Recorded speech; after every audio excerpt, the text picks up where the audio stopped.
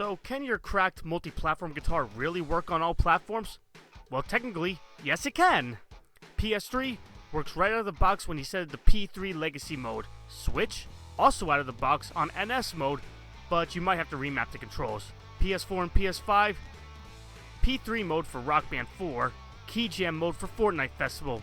The SG 20th Anniversary guitar works for both natively. PS2 works out of the box in P3 mode for Guitar Hero World Tour and later, but for the older Guitar Hero games, you need the RetroCultMods PS2 host adapter. For Rock Band, you either need the PS2 host adapter or a Minihost/V3 adapter, and you gotta convert it to Rock Band guitar since it doesn't support PS3 Guitar Hero guitars. Xbox One or Xbox Series X? While there is a model that's for Xbox, but as for multi-platform, Key Jam mode will work for Fortnite Festival.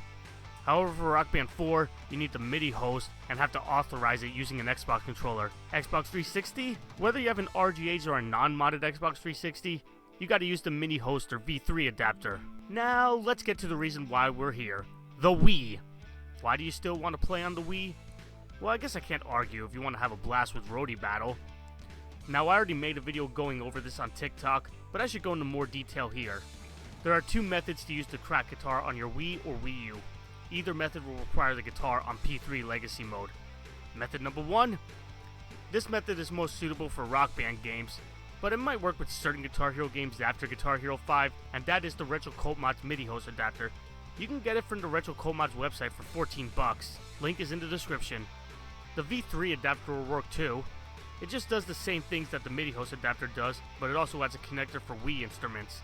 And there's many other adapters to use, like the Roll Limitless adapter, or just make your own adapter out of a Raspberry Pi and some USB cables. Now, the MIDI host method does not require a modded Wii. The other method, which does require a modded Wii, is using a homebrew application called Brainslug. Sanjay's page on Santroller has a modified version of it to emulate Wii Guitar Hero guitars. It will work on both Real Disc and USB Loader GX. This method works on all Guitar Hero games and all Rock Band games except for Rock Band 1 and certain Rock Band track packs. Let's start with the MIDI host method.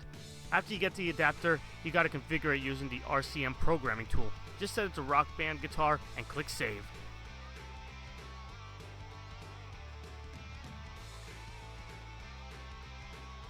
Now when you plug it in, it might glitch a little, but your Wii should recognize it as a guitar. You can see on gameplay, the guitar works flawlessly. Now I had a problem with tilt working, but there will probably be a fix for that soon. And remember to calibrate the guitar so you don't have miserable fails like me.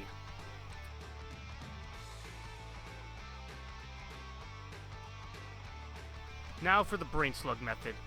Make sure you have the homebrew channel installed first. There are many guides online to install it on your Wii or Wii U. I'll link one that I recommend in the description. On the Santroller page, click the GitHub link. It does say that cracked guitars require a USB hub.